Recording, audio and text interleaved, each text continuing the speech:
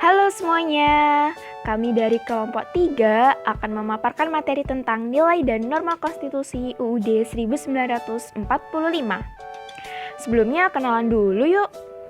Ada Naimatul Mutamimah dengan NIM 22410101004, ada Ferrari Ramadan dengan NIM 22410101005, ada Rina Agustin dengan NIM 22410101015, ada Anissa Wulandari dengan NIM 22410101019, dan ada Gosidia Ulhaq dengan NIM 22410101144.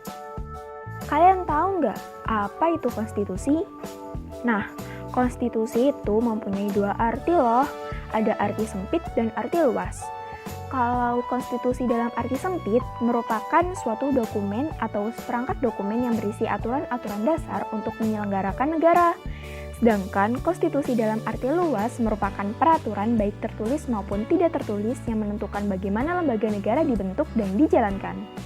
Lalu, bagaimana peran konstitusi untuk kehidupan berbangsa dan bernegara di Indonesia? Yang pertama, yaitu sebagai landasan konstitusionalisme, yaitu dijadikan landasan berdasarkan konstitusi dalam arti sempit maupun arti luas. Yang kedua, berfungsi untuk membatasi kekuasaan pemerintah, sehingga dalam penyelenggaraan kekuasaan tidak terjadi penyelewengan atau sifat sewenang-wenang. Yang ketiga, memberi suatu rangka dasar hukum bagi perubahan masyarakat yang dicita-citakan. Yang keempat, dijadikan landasan penyelenggaraan negara menurut suatu sistem ketatanegaraan tertentu yang dijunjung tinggi oleh semua warga negara dan menjamin hak-hak asasi warga negara. Perlukah konstitusi dalam kehidupan berbangsa bernegara Indonesia? Perlu. Kenapa? Agar dapat membatasi kekuasaan pemerintah atau penguasa negara, agar tidak memanfaatkan kekuasaannya untuk melakukan tindakan yang sewenang-wenang guna menjamin dan melindungi hak-hak dasar warga negara. Keberadaan Mahkamah Konstitusi di Indonesia. Yang pertama merupakan bentuk penguatan terhadap konstitusionalisme di Indonesia. Yang kedua, meneguhkan bahwa perlindungan hak asasi warga negara merupakan tujuan konstitusionalisme. Yang ketiga, bertindak mengkonstruksi teori hak atau keadilan konstitusional dengan membangun hierarki norma dan nilai-nilai dalam konstitusi itu sendiri. Sumber konstitusi dalam kehidupan berbangsa bernegara Indonesia.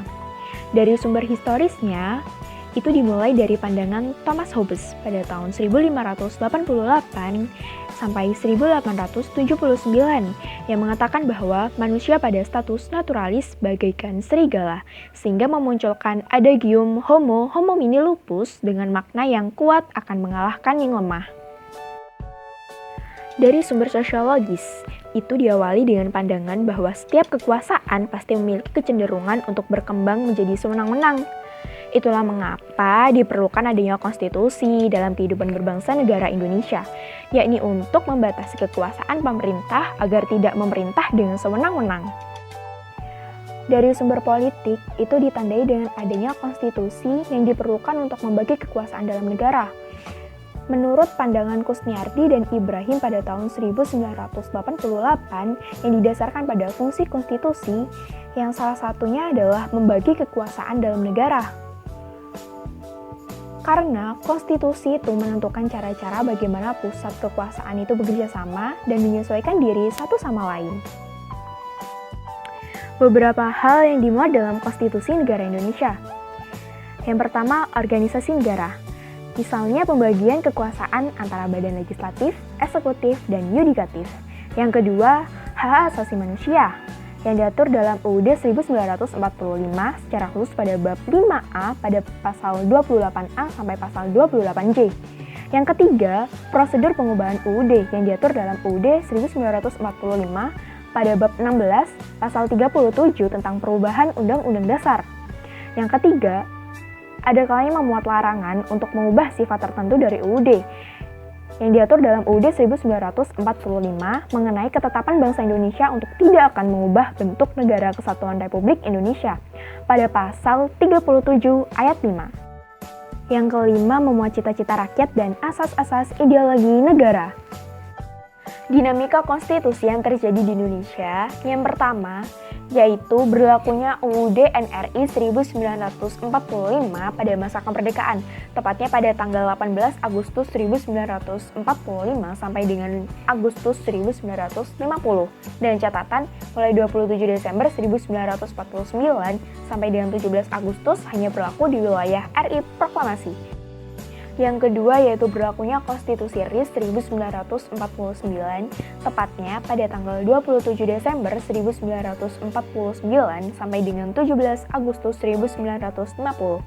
Yang ketiga yaitu berlakunya UUDS atau UUD Sementara 1950, tepatnya pada tanggal 17 Agustus 1950 sampai dengan 5 Agustus 1959.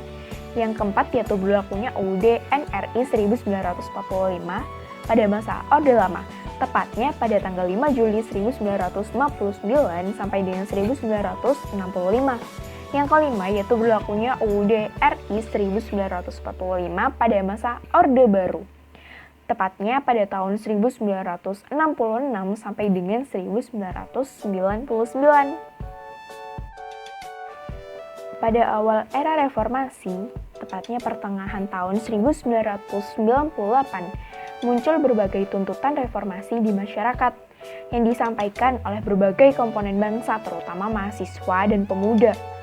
Salah satu tuntutan reformasinya yaitu mengamandemen UUD RI 1945. Karena disebabkan dengan adanya pandangan bahwa UUD 1945 ini belum cukup memuat landasan bagi kehidupan demokratis, pemberdayaan masyarakat, dan penghormatan HAM. Esensi dan urgensi konstitusi dalam kehidupan berbangsa negara. Yang pertama, karena konstitusi merupakan dasar pembentukan suatu negara, dan kata lain negara tidak akan terbentuk tanpa adanya konstitusi. Sehingga konstitusi ini bersifat krusial dalam kehidupan ketatanegaraan suatu negara. Yang kedua, konstitusi mempunyai kedudukan atau derajat supremasi dalam suatu negara. Maksudnya adalah konstitusi itu mempunyai kedudukan tertinggi dalam tertib hukum suatu negara.